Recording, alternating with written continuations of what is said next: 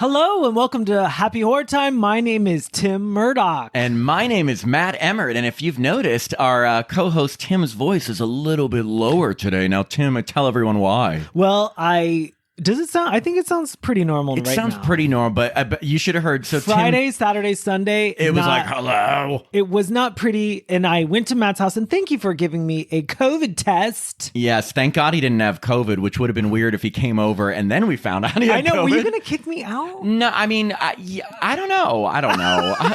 Here's the thing.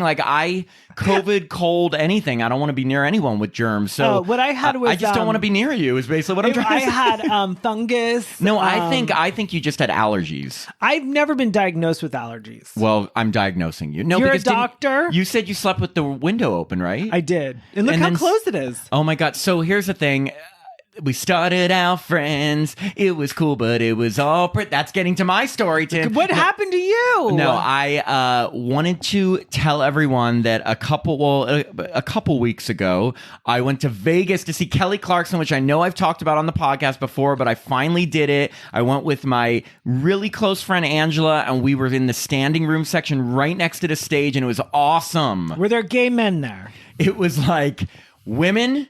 gay men and the boyfriends that the women dragged there. And were there kids there? Does she bring in the kids? No, because it was Vegas, so it wasn't But actually, I don't even know if they allow kids in that venue because it was at Planet Hollywood. But she was amazing. Her voice live is incredible. She sang a ton of songs from her new album and a bunch from the last 20 years. Wasn't that Britney's old residency? Yes, and I saw Britney there too, which is how I knew that Wait a second, you saw Britney. I did. I said, oops, I did it okay. again. I was under the impression you saw her the same night you saw Kelly, walking around she's gambling. You're like, oh, hey. Hey, Brittany, are you making any Instagram videos? Oh, Matt. No, I saw her years ago. But what I was saying is that when I got the standing room seats for Britney, I was like, I got to do the same for Kelly because you're right near there. And it was just great. It was a really good show. I lost a bunch of money gambling in Vegas, which is always fun, but no more than I set aside to spend. What is your favorite Kelly Clarkson song?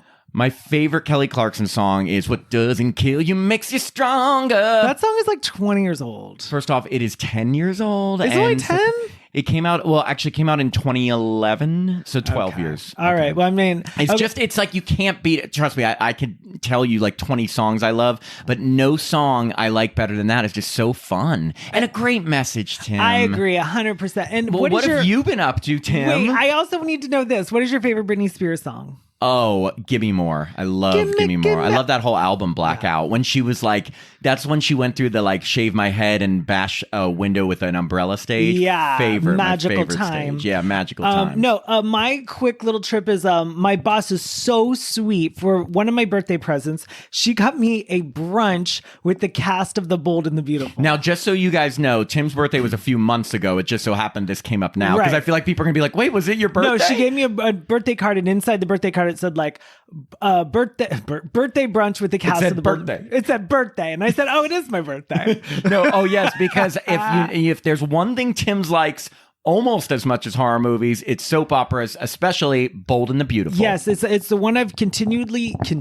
Is that a word? I'd say continuously because you've literally watched it the entire time. I got my wisdom teeth pulled in 1999, and I've been watching it ever since. Is that how you started? Because you just needed something while you were... My sister-in-law was like, "Oh, I'm gonna record." This is VCR days. She's like, "I'm gonna record the Bold and the Beautiful," and I was like, "Oh, okay. I like glamorous people with relationship problems." And so I just continued, and then she left town, and I was like, "Oh, well, I'll continue to do it," and I have never stopped. And then 24 years later, wait, you're telling me you've watched every episode for 24 years? No, there was I think in 2003, I just kind of dropped the ball. I don't know what was going on in 2003, but I just wasn't involved. Oh, what was going on in 2003? I don't know. I have no clue. So 1 year you skipped. One year I kind of dazed out. So tell everyone about the brunch. It was so much fun. Every cast member was there, and they set it up like a horror movie convention, but you didn't have to have that awkward moment where you pay and get a picture and do the autograph. They just it was all part of the brunch. So they had lines set up just like a horror convention, but you didn't have to exchange pay money. see, that's how they should do horror conventions. I if they agree. can. It's a one-time fee.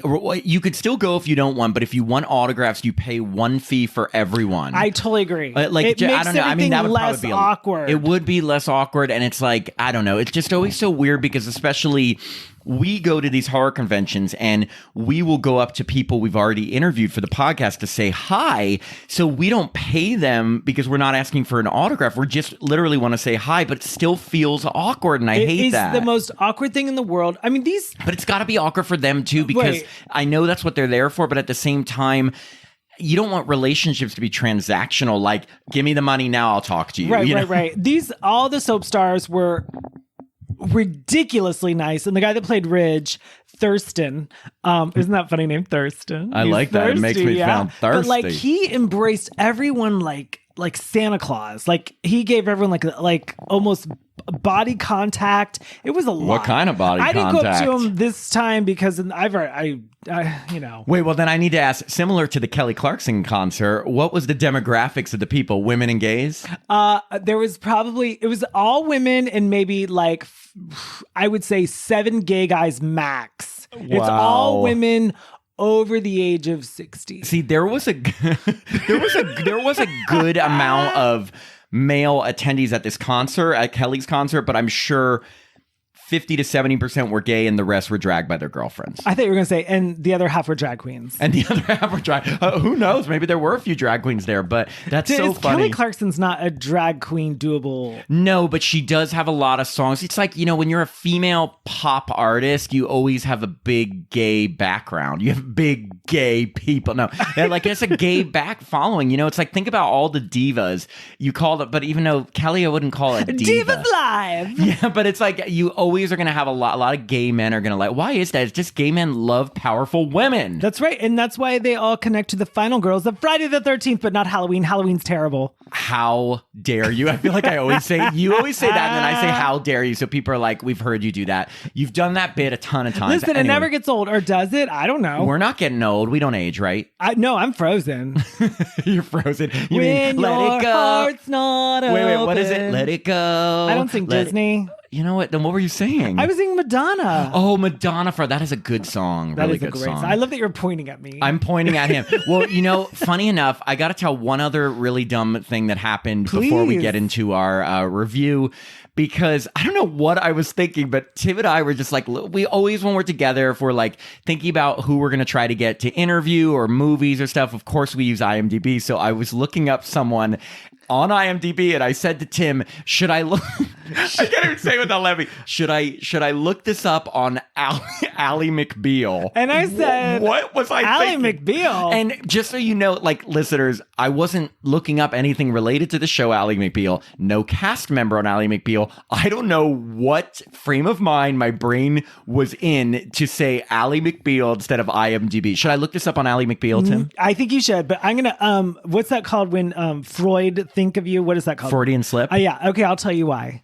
You secretly want to be married to Harrison Ford too. So it's like 2 degrees. Like I was thinking of Callista Flockhart because she's married to Harrison Ford. Yes. That's it. You got it. I know. want to be married to Harrison. Han Solo. I want your Han in my Solo. Oh, No, I don't even know if I should say this out loud because I know that a lot of people like Star Wars. You hate Star Wars. I don't hate anything except for Harry Potter. Oh my! I think more people like no. Harry Potter and Star Wars are probably the most like. You don't have to be kidding if you don't like Star Wars. I don't care. I don't especially love Star Wars. I think it's okay. I remember back in 1999. What was the one that came out with? I don't know the exactly. episode 1. People in my college when I went to college were so bonkers for it.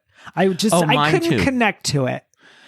Look, everybody has their things. Some people think we're crazy because we watch horror movies and they don't like them. Those people are crazy. They're crazy. But some people are as into Star Wars or Harry Potter as we are into horror movies. Now, those people are nuts. No. Am I right? Oh, real quick. Did you watch that Red, White, and Blue movie yet? The one on Netflix? Yeah. No. On Amazon Prime. Is it about the gay couple? Or it's like a gay Uma prince? Thurman is president, and her son is the president's son. She's not. Oh, okay. Was it good? Cute. Yeah, they go there, and but is that as good as Heartstopper? No, Matt and I watched all of Heartstopper. I just have to say, people, and this is completely has nothing to do with horror, but if you like it, Heartstopper is the sweetest little show on Netflix. It's a British show about gay teenagers, but the way it treats teenagers is like such a sweet, innocent way. There's no like sex, drugs. It's just like first love, and they just treat it so nicely. Like it'll give you like warm and fuzzy feelings. And I'm not talking down there. I'm talking in your heart. I agree 110%. Heartstop, but it's Red, White, and Blue. What was that? What's it called? It's written or produced by Greg Berlanti, who did like I was about to say the First Wives Club. What was the one, the big gay one that came out in 2000 with like Love Dean Simon? Cain? No, whoops. Broken Hearts Club. First Wives Club. First Wives Club. No, Broken Hearts Club. Okay, I'll give it a watch. Yeah. You should watch it. I'll give it a watch. Well, we have a pretty crazy movie to talk about today. I've got to say, if you are listening to this episode or even saw the tease leading up to this episode, you're probably wondering, why the fuck are they talking about this movie? Because it's not exactly like, when you think about it, horror, but I will say shark movies like Jaws or like The Shallows or Shark Night can be horror. This movie, the truth is, we just wanted to talk about this because we thought it would be a lot of fun to talk about because we knew it would be completely insane and over the top. And I'm talking about Meg 2, The Trench. And I will say this before we even get into Meg 2, Tim and I both saw The Meg, I think it was like 5 years ago, and we absolutely hated it. Yeah, we didn't walk out, but I think we were contemplating it. We were close to.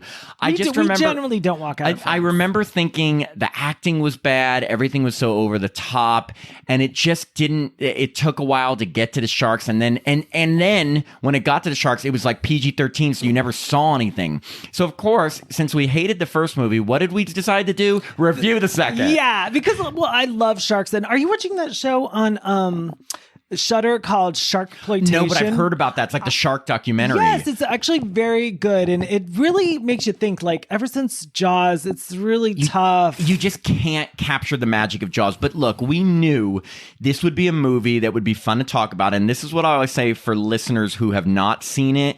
You're probably not going to end up seeing it anyway, so let us spoil it for you, right? Yeah, okay, I'll tell you everything right now. Ready? There's a shark. There's a shark. It dies.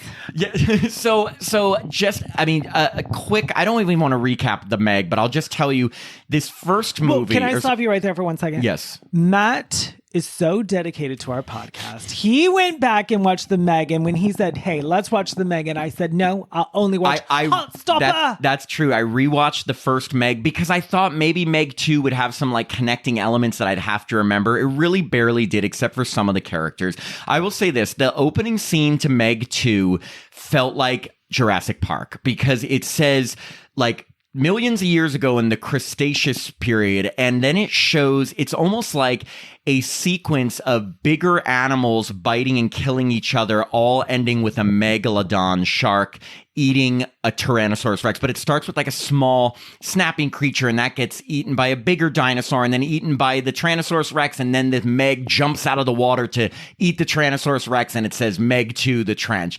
And I was like, okay, that's interesting. That got my attention. It was so computer generated. Like it was so computer generated. Like at least with Jurassic Park, I know there's a lot of CGI, but it just felt like that whole scene was just done on a computer. Yeah, I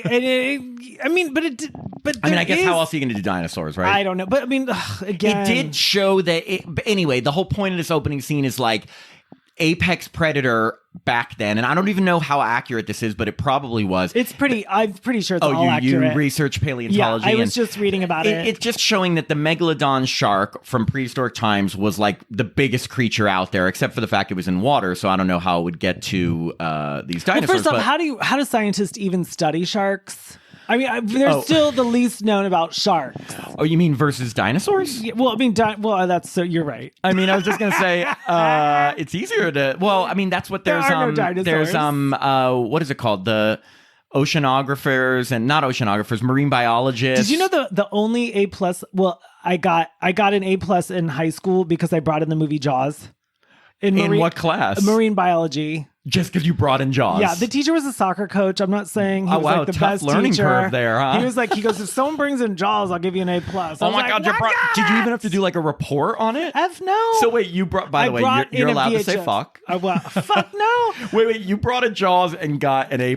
Yeah, marine biology. Amazing. I want to take that class. He was a soccer coach. I don't think he was like, I don't know how he fell into teaching marine biology. He's like, marine biology, fish. He's like, anyone? We're watching Jaws. Well, I almost have a story like that because in college I took a history of comedy class, but it counted as a history class, and all we did was watch comedy films, and my ending report was on Jim Carrey. That's a great story. But what I'm saying is that it was the easiest class. I got an A. I mean, I did have to do a report, but like we watched comedy movies and talked about, and today we're talking about slapstick. Like it was just different types of comedy. I thought you said slapstick. And I did say slapstick. I thought you said slapstick. Oh, and today we're going to slap dicks. And I was like, I don't think this is okay, teacher. And then that started trauma, generational trauma. Wow. Trauma. Wow. Anyway, after that opening scene in Meg 2, we catch up with our main character played by Jason Statham, and he plays the character Jonas. And the reason why... no relation to Joe Jonas. No relation to Joan, or I was going to say, wait, there's other Jonas. There's Nick Jonas is the main Jonas. Is he the hot one? Yes. Okay. But there's like 4 of them, aren't there? I mean, I only talk about the hot one. Let's talk about the hot one. Let's talk about the hot one. So Jonas, now one thing that that I did remember, because I did my little research and watched the original Meg, is that the first Meg ended where Jonas saved the day with the help of a woman named Su Yin, and she had a young daughter named Mei Ying, and they kind of like gave the impression that Jonas and Su Yin were going to start dating. So I thought, okay, this movie's going to pick up, maybe they're married or whatever. No, this movie picks up, they said that Su Yin died, and they don't explain why. They just said she died 2 years ago. Right, and they have like a picture of her. Yes. They're like, oh, there's that dead person. One thing that I thought was cool is that Mei Ying, the little girl from the first one, is in this one, and it's the same actress. They used, I like that when they used the kid grown up, and she's a teenager now. Same. But apparently Jonas, I guess, had been with her mom because he's now like her guardian, I guess her stepfather maybe, but it was just, I feel so bad for the woman who played Su Yin because they're just like, hey, you're not in the second movie. I read on the World Wide Web that she was big into advocacy for the ocean, so she was busy. But wouldn't this be, I guess this isn't this doesn't really help the ocean. Yeah, I know. I was just going to say, but isn't this like exposure for the ocean? But no, this is a shark movie. Yeah, it's different. But it is really funny they didn't explain that. But the other main character is Mei Ying's uncle, who was the woman who died's brother, and he's now involved. And Jonas is still like working with the uncle and watching over Mei Ying. And the uncle has been, I'm just going to call him the uncle because there's so many characters in this movie. I cannot remember all their names or mention them. No. Okay, I mean, it's a very, what's the cast? It's a cast full of, what am I trying to say? Like everyone has their certain jobs. Everyone's good at their certain thing. Yeah. They're all different people, and like you can they all have names, but it's like they don't all play incredibly big parts. But like the thing is that they kind of start it where the uncle is involved with this like this highfalutin wealthy financier named Hillary Driscoll, and she's sponsoring their like they're still investigating Megs. In fact, they have a megalodon shark in captivity that the uncle has trained, and they all joke with him because they're like, you can't train a Meg shark. It was kind of cool because they're having like this huge party at night, and all of a sudden they're like, the big highlight of the night is to have this huge shark fin behind them at this party and the lights, and and they have a creepy scene where the uncle goes underwater and he's like, watch, and the shark's coming toward him, and he keeps clicking this thing that plays a sound, it goes like, and they're beep, like, beep. oh my god, you're gonna be eaten, you're gonna be eaten, you're gonna be eaten. And for a second the shark came toward him and I thought he was gonna eat him. Me too. I was like, now that's an opener. That would have been an opener, but the shark turns at the last minute because apparently it is sort of trained. By the way, the shark's name is Haiqi, as in Haiqi, and the only reason I do say it is because this shark plays a big part in the movie, funny enough. Well, did they? No, Haiqi. Okay, I'm jumping right to the ending. That particular shark survived. Yes, that shark survives. But so they're keeping this Meg in captivity, and that's their big, like Tim was saying, their big bragging point is they have the only megalodon in captivity. It's a girl, whatever. Oh my God, I just realized why the movie was called Meg when you said Megalodon. Please tell me you didn't just realize that. Come on. What did you think Meg stood for? I thought it stood for MEG Meg, based on... From Sleepaway Camp. From Sleepaway Camp, played by Catherine Kami. Say, it is so interesting, like have they always been nicknamed that? Like, I didn't know if megalodons had been, but come on, you learned that in the first movie, Tim. You think I remember anything from that first film? But you loved it. I you did not own love it. it. You watch it. No, it is I true. do not I own said, it. Tim, do you want to rewatch the Meg? And he's like, nope. I said I'll watch the entire series of Hot Stopper. You're like, I would rather bang my head against a wall than watch the Meg. Right. over I'd again. rather pull what that little kid did and talk to me. Oh my God, that's true. Yeah. Bang, bang, bang. Anyway, so we get to, by the way, there is one scene I have to mention where little Mei Ying, who's now a teenager, is very interested in oceanography, wants to be like Jonas and, explore and stuff. But there's a scene where she is standing outside the glass where the Meg shark comes to. And it's the dumbest thing ever because she puts her hand on the glass and she says, I bet you miss your mother too. Like, because she lost her mom and I guess they have the shark in captivity. Right. I'm like, you're talking to a huge prehistoric shark. It does. Well, it's weird. It's just like in Jaws. Like there's Jaws and there's Jaws 2, Jaws 3. I mean, are they a family of sharks? Because by Jaws, the revenge. I mean, sorry. Yeah, it's this time it's personal. I mean, that was the dumbest tagline ever. But no, it was the smartest. But did you like ever. when Mei Ying said, I bet you miss your mom too? Yeah, to the I don't know shark? if you looked over. I was crying. Tim was crying. He had tears, everything. In my anyway, new Bold and the Beautiful sweatshirt. you're like, oh my God, I'm feeling for that Meg. Heike.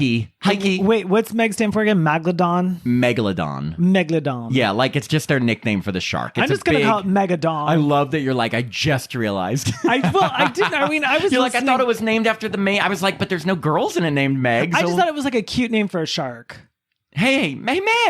Yeah, it's the Meg. Hey, Kate, come here. Like a random name Kate for too. Hey, Jennifer. Anyway, so the big thing is that Jonas and the uncle are going on this big expedition to explore what they call the trench, which is like a way The for them. title of the movie? Yes, it's the title of the movie, and it's like the way for them to go deep into the waters where I guess like prehistoric and other ocean beings that can't exist in normal levels of the ocean are.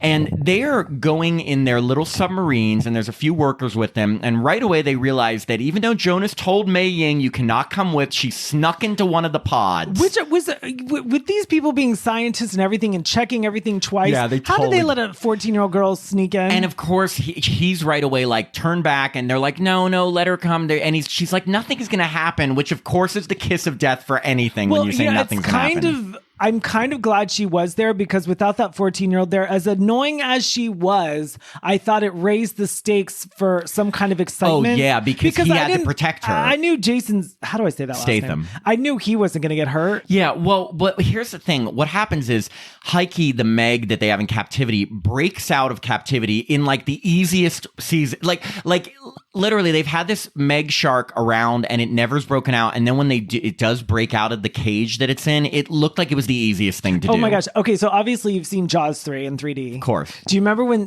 Bess Armstrong keeps saying over and over, so like she's trying to get through to the guy that owns SeaWorld. She's like, the shark is inside the park. The baby was killed inside the park. yes. Like it's so nuts. Well, they have Heike gets outside the park, but again, it didn't even struggle. Like it escaped so easily. Yeah, it's like I Crash. was like, did they think the cage was gonna? Anyway, so it follows them during their mission, and they get really scared. They think it's coming after them, and they end up plunging down into the trench. But when they plunge into the trench, suddenly, and again, don't ask for explanations, people, because there is none in it. Suddenly, when they go down through this trench, there's like two other big Megs that they come into contact with that they had no idea were there. Which was weird because, okay. I guess the trench has, and I didn't even quite understand this, but it's like some layer that you can only get through if it's open. I don't know. And Don't even apparently ask there's me. dinosaur things down there. Well, yeah, like dinosaur prehistoric things. fish. I don't like know. prehistoric, like fish that from times in the past. But either way, Right, and they all these years have not broken up. Exactly. That's what Okay. I was thinking. Like, what kept them down there? But as they're going down into this like deep depths of Earth, because they're trying to get away from the Heike, the Meg that they thought was coming after him, they find that there's other people down in like the depths of the ocean that are mining down there for like minerals. And they see that it's like people they didn't know about that are just like rogue people mining for minerals. And they're like, what is going on? And there's, of course, the villain of the movie. Which reminds me of Parker Posey, and I wish it would have been Parker Posey. I wish Parker Posey was the villain. Oh my God, That would have been- please. Wait, reminds you of Parker Posey in what? Just Parker Posey in anything. I mean, the woman is the main villain. Oh, the main financial person does end up being the main, but the person they find mining at the bottom is that guy. His name's Montez. Remember? Oh yeah, no, he is cute. And right away when he sees there's like people that found his, I guess, illegal mining operation, he decides to blow up the mines and kill his entire crew. Like, not even thinking. They're like, don't do it. And he just blows them all up. But this explosion knocks the submarines that like Jonas and the uncle and Mayan are all in all down and to the bottom of the ocean, and the submarines aren't working anymore. Right, so then they have got 2 hours to walk in They these have to suits. put on these weird, what were they, like underwater suits? Yeah, and they've got 2 hours of air to get to the... They have to get to it's like an underwater station that's there. Yeah. But this may have actually been my favorite part of the movie. No, it was good, but I mean, like, when you put those suits on, they're only walking. Yeah, they're walking really slow, and they only have a certain amount of oxygen. But as they're walking, it's really dark, and there's all these weird colors of different fish and coral down there, and that was actually cool from a visual standpoint. Yes, from a visual standpoint. From a visual standpoint, and that's when they try to make it a little scary. Probably the only suspense this movie was down there because there was that guy that was like addicted to cosplay and figurines, and so there's this huge, I guess it's like a squid or octopus, and they really try to set suspense because it kind of sneaks up on one of the guys, and then it like grabs him, and then next thing you know, you just see his empty helmet. Yeah, that was effective, and like you and I wanted like it's effective, like the but neck. I wanted to see more. I wanted the neck and the blood. Like, okay, I get it, another PG-13 movie, but it's like PG-13 shows blood. Exactly, and they didn't show anything. It was just you hear him scream, he gets taken away, and then you see his helmet. Couldn't they have showed a decapitated head? I mean, anything? even Jaws 1 through 4 had blood. That's what I was. Jaws was PG, fucking G. I know, but that was also 1975. But I mean, again, it wasn't. I mean, but I thought they could have shown a little blood. But anyway, then they start realizing there's other creepy fish down here because we're in some weird prehistoric trench, and they all start like running. But one of the girls, her oxygen has been much lower than the others because she's been breathing too hard. So she actually gets inside like the tank that then the water lowers. Oh no, not her. I'm talking about the girl who's oxygen, not the girl who's. Oh yeah. The girl whose oxygen goes out. They start getting chased by those other Megs that they found down the prehistoric trench. And one of the girls, her oxygen is so low that she realizes, I'm just going to sacrifice myself to save this. So she pushes the uncle away from her, and the Meg just chomps her up. That was actually surprising. I was like, A, it's a girl, and B, girls die in movies. No, but I mean, like, I thought she was more of a main character. Yeah, and then what Tim was about to say is that then they finally make it to like the underwater station. They close it to get away from the sharks. Water's going down, but I guess one of the Megs had hit her helmet, so and it was cracked. It was cracked, and the pressure is starting to make it implode. And she's like, and suddenly, this is probably the coolest thing, her helmet just explodes inward and implodes. I thought it would have been more effective if we saw some blood. And so like again, 0 blood, 0 anything. And I'm telling you, if your head imploded in glass in a helmet, there'd be blood and guts everywhere. Right. And like you and I are not bloodthirsty. No, like we're not horror people. We're not gore whores. We're not gore whores. We're just people, but we wanted a little something. I mean, if you're gonna implode someone's head, you gotta show a little bit of head. Wow. Show me some head, Tim. Wow. Ew. I mean, I don't know what the reasoning is behind that. Probably for twofold. Number one, PG-13, and they want to have it as clean as possible, even though it is PG-13. Yeah. And two, maybe they didn't have the budget for better effects. I don't know. No, but they had a budget. Because this movie has a lot going on. Then it's got to be the rating. It's got to be the rating. I think they want it to be family focused. So we're down to the only survivors in this station are now Jonas, the young Mei Ying, the uncle, and one other pilot. Her name is Regis. Like she's just a someone who works with them. Very pretty. And remind me to mention something about her later on in the film, because it's so weird. I'm just going to mention it now. Mention it. Okay, so during all these chase scenes and everything, they're getting attacked by, I don't know, dinosaurs or something. There was a creature, a creature, but they're on land. They're not water creatures. Yeah. And so they find a dead guy. They take his gun, and then she takes the money. She goes. He's not going to need it. Yeah, that was a random. I was like, why all of a sudden is she a thief? You know what? When you're dead, you're still. I remember that. It was odd for the character because she was supposed to be like responsible. I thought, is she going to turn on them because she's a thief? Oh no, but she didn't. But anyway, to get to that point, they're in this station, and they finally are able to communicate with their main station. They're communicating with this girl who they find out was actually a traitor.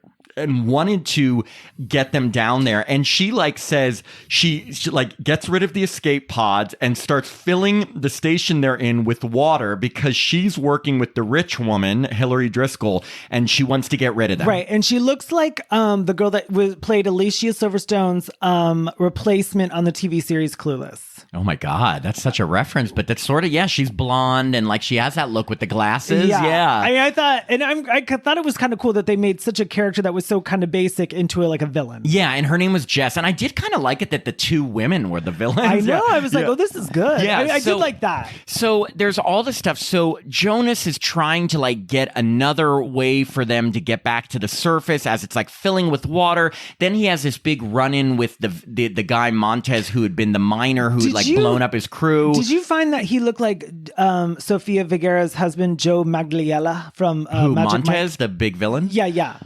No. Oh, really? Okay, I mean, that's what my mind because I was. always think of that guy from True Blood as the werewolf. He's like the big hairy guy. I didn't think, but I see a little bit of what you're saying. Just a little bit. That's all I'm giving you. Thank you. I'll take it. There's so many like scuffles and things. I don't even know how to describe it. All I know is the four people, Jonas Maying, and the uncle and Regas, they do end up escaping and getting to the surface, but Montez, the main villain, follows them too. They get to the surface, but what they've realized is that when they got to the surface, like it ruptured the trench and those extra meg sharks and that humongous squid all escaped into regular water, including these weird snapping creatures. That's what Tim was talking about, who are amphibious, so they can be on water or land. So literally, they just released a ton of prehistoric creatures into the water. Right. And it's interesting that they just call it Meg 2. It should be called Meg 2 Jurassic Park. Yeah, because there was a lot going on. Ton of like dinosaur-like creatures. But anyway, they get up, and then a fun part of the movie is they realize that, oh my God, all of these sharks and this squid and everything, they're heading towards this vacation resort island called Fun Island. Fun Island. I was about to call it Funland. Funland. Called Wally's World. It's called Fun Yeah, Island. I love that it's called Fun Island. They're like, we need to warn them. Like, what are we going to do? And by the way, there is one scene when they do get to the surface, one of the villains, it's a really funny scene, Jess, the one that Tim said looked like the girl from Clueless. Oh, her name is Skylar Samuels. She is talking about how even though she sees that there's Megs outside, she's like, don't worry, this is completely Meg proof. They can't get through the glass. And right as she's saying this, the Meg chomps through the glass and just chomps her up. I thought that was awesome. That was hilarious. The hot guy gets out. And they Montez. were kissing. Did they kiss in the movie? Yeah, I think they were together. I mean, again, there were so many weird dynamics. I mean, and it wasn't relationships necessary, but I liked that it. he introduced without needing to. But the way that girl got her comeuppance while she's saying, "Don't worry, we're safe," and then she just gets chomped by the fish. It was great. It was so much more well done. Is that proper English? So much more well done. I mean, it was better done. It was whatever. I get Jaws it. 3D, at the big climax of the movie is the Jaws comes towards. And crashes through. Yeah. So this movie made that movie look like. Of course, we got 30 years of like computer generated I think it's effects. 40 years. Wait, wasn't it early 80s? 1983, that's 40 years ago. Oh my God, that is 40. Why do I keep thinking the 80s were only 30 years ago? No, it's 40 years ago. Oh my God, you're right. But no, so they end up all traveling to Fun Island because they're going to try to warn the tourists there. And I will say there is one fun callback to the first one where the same little dog that's in Meg 1, I think his name is Pippin, and I keep thinking like Tippet from Jaws, but no, It's Pippin. That little dog, I guess the owner is on the island there, and the dog, which barely survived the first one, is also in the ocean. It's called a callback. Yeah, it was just a dumb callback. But anyway, what happens was we get a good like montage of all of the creatures are being unleashed on this island, and the Megs just start chomping people up, but in the cleanest way ever. No blood, no body parts, nothing. So you see them kind of chomp over someone, and then they're gone. Like that's all you see. I will say the one blood that I remember from this movie is when Jonas, yeah. Is that his name in the movie? Yeah. Oh, I'm calling him Jason, and I are so close. Jason Statham? Yeah. Like he has to swim with no gear on, and like he blows a little like like blood out of his nose, and that is it. That's literally it. I think it was supposed to signify like him releasing pressure underneath, but it like that's the tiniest bit of blood, and Tim's right, that's all you see. But of course, show us blood when he is blowing it out of his nose. Don't show us blood when sharks are chomping or people. someone's head blows up. Yeah, like they it's just so funny. But like, so a lot of the people are getting chomped on Fun Island, and Mei Ying, who apparently is like a fearless teenager, she wants to help people, so she is like trying to help people, and Jason Statham and the uncle are trying to go and hunt down the Megs and kill them and everything. But while this is going on, that wealthy financial person, Hillary Driscoll, she is on the island with her crew trying to like get away in a helicopter. But those snapping creatures that Tim was talking about, since they can go on land too, they start attacking them. And there is a funny scene when they drag her off. They do. And again, another missed opportunity to like rip her to shreds. Cause like even in like Jurassic Park and like other films like that, when the person that's the meanest gets their comeuppance, it's super bloody. You'll see an arm fly away. No, the woman, it is funny because she gets dragged away and she's like screaming, and you hate her, so you don't care. But you don't see anything. Like they could have ripped her apart in like a cheesy way or something. Nothing. But so she's gone, and you know the uncle and another guy are trying to escape on the helicopter, and the big giant squid like attaches itself to the helicopter, pulls it into the ocean. There's just so much going on. What's so interesting, everyone on Fun Island does not run. There's all these docks and everything, and they do not run to the shore. No. For some reason, they just kind of hang out on the dock. They it's so weird because first off, like they're getting chomped. They don't know what to do. They're screaming and there's total chaos. But the whole time, you know, Jason Statham, it then turns into literally like Die Hard on the water because he's going after the sharks. And remember, there's 2 sharks and a squid that he has to get. So the first shark, he's able to kill because he like attaches an explosive to a spear and like stabs it with him and it explodes. Right. So he's got to have really good aim because he only made 3 of them. Yeah, exactly. And then the second shark, the biggest one, happens to be attacking right when he's having this big fight with Montez, the villain, and they're punching each other. There's just so much going on. They're fighting. The shark's there. Okay, I take that back. There is more blood. He does stab the main guy villain, and like they show a little blood go into the water, so that then the shark goes. So after they're doing this big fight, and you only see a few drops of blood, the big Meg is coming, and right when the big Meg comes to them, say that fight, Big Meg.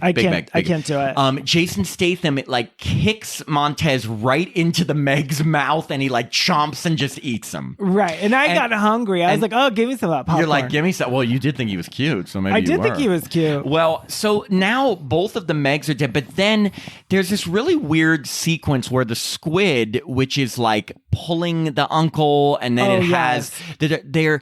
I guess the shark from the beginning, remember the one they had in captivity, High Key, comes and starts fighting the squid. Or were we think it was she was like protecting them? I don't think anyone was protecting anybody. Okay, it was just chaos. So then we have a shark fighting a squid. We have people going nuts. And the shark, I guess, kills the squid because at the very end, the only shark left is the one they had in captivity, High Key. And after the squid is dead, all the villains are dead. Of course, none of our main people have gotten killed. They're all okay. And then they end up like sitting on the beach and they drinking beer. Yeah, but there's one more scene where the uncle thinks he's like, "Oh, look, High Key's back. I've trained him." And they're like, "No, don't do it." And he's playing those sounds beep, to do it.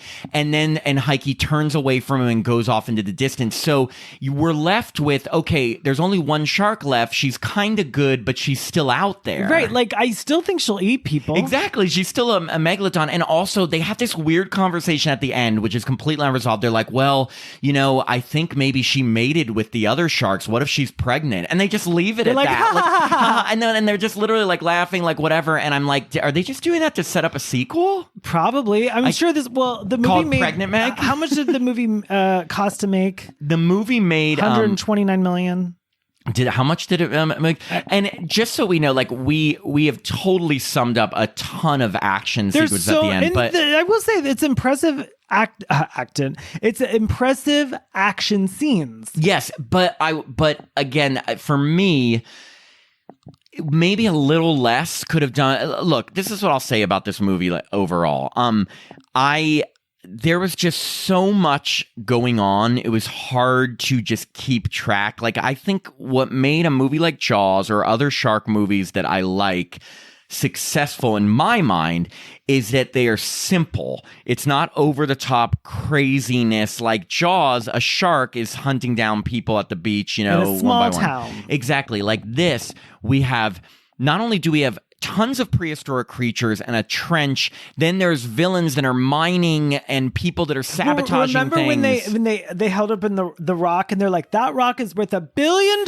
Yeah, they're mining all these like things at the bottom of the ocean. Also, how did they get there and without people knowing? They're like you said, like even little things like when the teenager sneaks onto the submarine thing. How did they not check? And when the villain girl, I think she sabotaged one of the rescue pod. How did they not check that? There's so many plot holes. They had extra security, so they had the security tape of her actually doing it. Yes, but they didn't watch that the first time. They were like, "Oh, look at her doing it." Yeah, and it's just so hard to sum up everything that happened in this movie. It was a lot of chaos, and it really did to me feel like Jurassic Park in the ocean. Absolutely. And this is what I'm going to give this movie. I'm happy it kept me awake. I think I liked. By the way, listeners, I love Tim's ratings because the scale is so low. I happy it kept me awake. My other favorite thing you say is I was in an air conditioned theater. Like that's it's a hot these days in the valley. It's hot days. You're right. Okay, go on. It kept you awake. Right. I didn't get a popcorn, so I don't know why I didn't. I just got a hot dog, and that hot dog, by the way, disgusting. Really, I liked the hot dog. I mean, it was. I have low taste for food. Right, but I mean, low standards. I did finish the whole thing. I hated it. But I guess because I came from the day before I saw Voyage of the Demeter. God, I'm having trouble. Demeter. So I saw that, and that was at least that had a story I could follow. I mean, the Meg 2, of course, I could follow. It was like sharks, but it was just. Comparing the two, Meg 2 was much more exciting. Well, and that's kind of just if listeners are wondering, like, why did you not choose The Last Voyage of the Demeter to review? Because that was like a straight horror movie. We actually talked about this. We were thinking about covering that one instead, but we thought that the Meg 2 would be really fun to talk about because it's so chaotic. It is just ridiculous. And again, like I said at the beginning of the podcast, if you're listening to this episode and you haven't seen it yet, you're probably never going to see it, so you won't care that we spoil it, right? I don't think if you're listening to this podcast, let me just save you the time. Don't watch either. Just watch Hot Stoppa. No, but the thing is with Meg, this is what I will say. I actually thought Meg 2 was better than the first Meg. Oh, me too. Not that there was a ton that it needed to do, but because there was so much chaotic action, it did keep my interest. So, I mean, again, for me, that's the lowest of the low you need to do to get me to like it.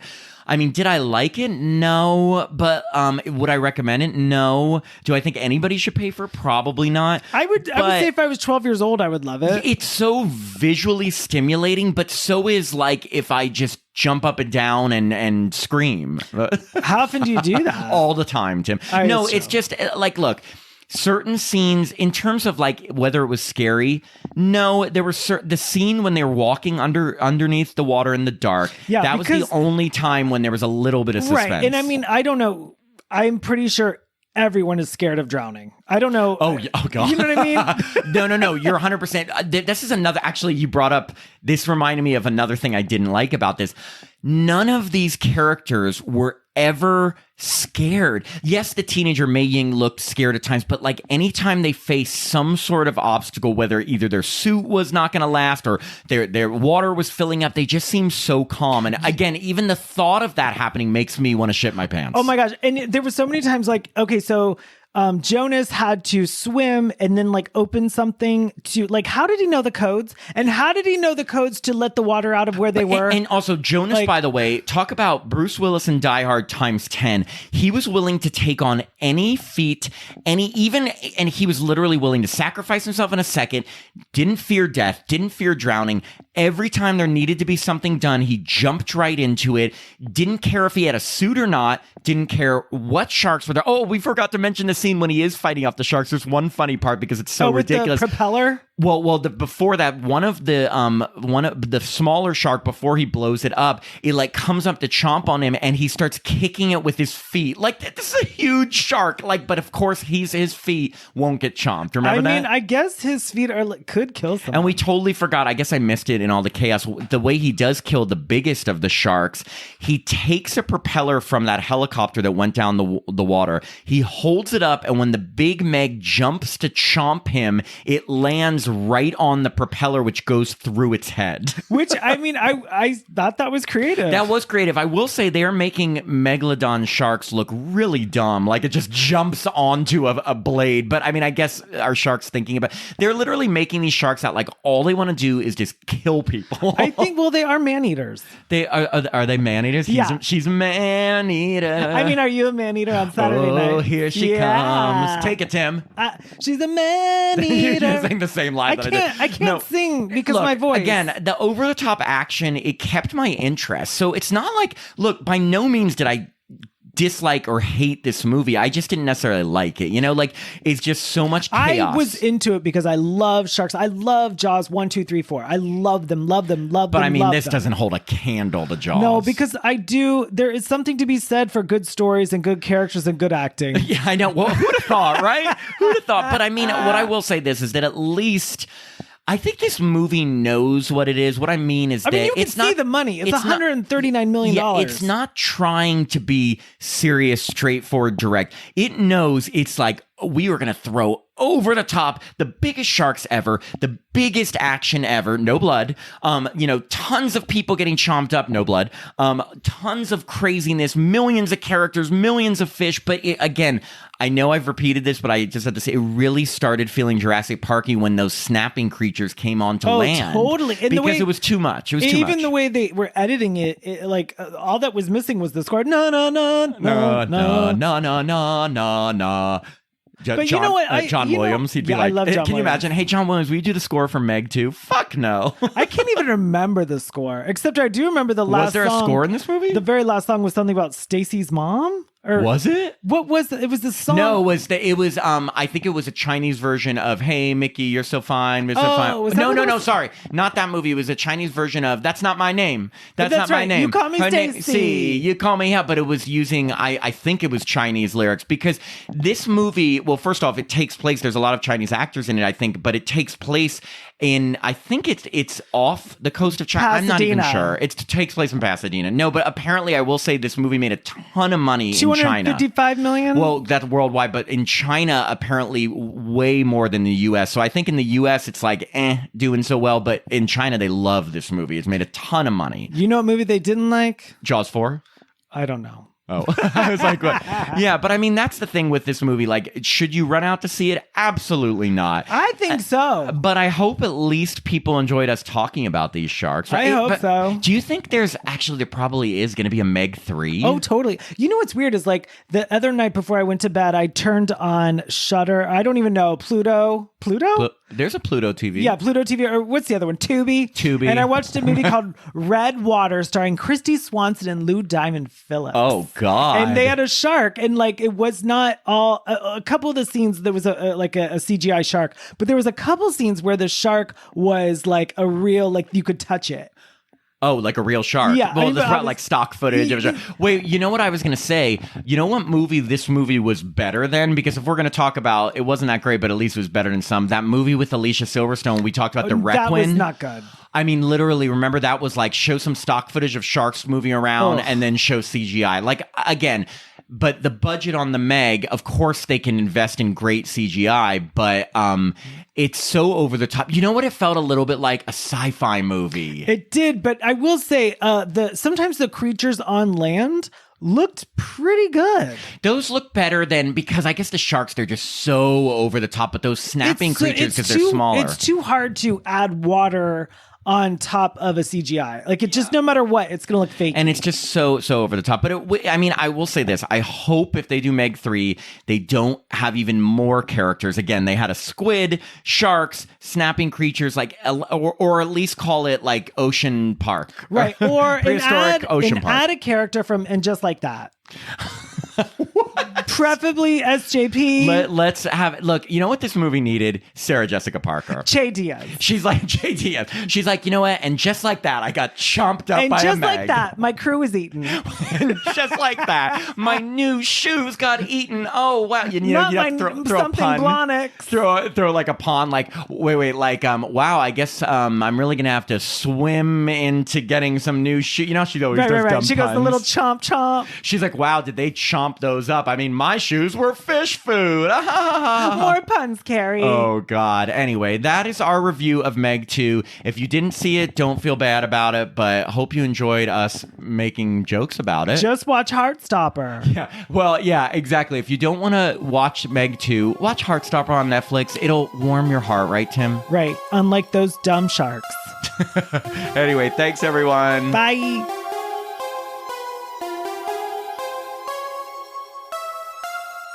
We hope you enjoyed this episode of Happy Horror Time. This podcast is hosted by Tim Murdoch and myself, Matt Emmert. It's co-produced by Jacob Randall. We release new episodes every Monday, and we switch off between reviewing new horror films with spoilers and interviewing horror stars, so there's something for everyone. You can listen to the podcast directly from our website, that's www.happyhorrortime.com, or from Apple Podcasts, Spotify, Pandora, or wherever you stream podcasts. And if you'd like to support us, please sign up to be a patron at www.patreon.com/happyhorrortime. Patrons get access to our monthly bonus episodes where we discuss past horror films according to a theme. They get to vote on those themes. They get our monthly newsletter, The Happy Horror Times, and autographed Happy Horror Time stickers. If you haven't already, make sure to follow us on Facebook, Instagram, or Twitter at Happy Horror Time. And since our movie reviews do contain spoilers, we always post the films we're going to review a few days in advance on our social pages, just in case you want to watch them beforehand and be in the know with us. And finally, if you'd like to contact us directly, send an email to happyhorrortime@gmail.com. We especially love it when you tell us how sexy we are. I'm Matt Emmert. And I'm Tim Murdoch. And we hope you have a happy horror time.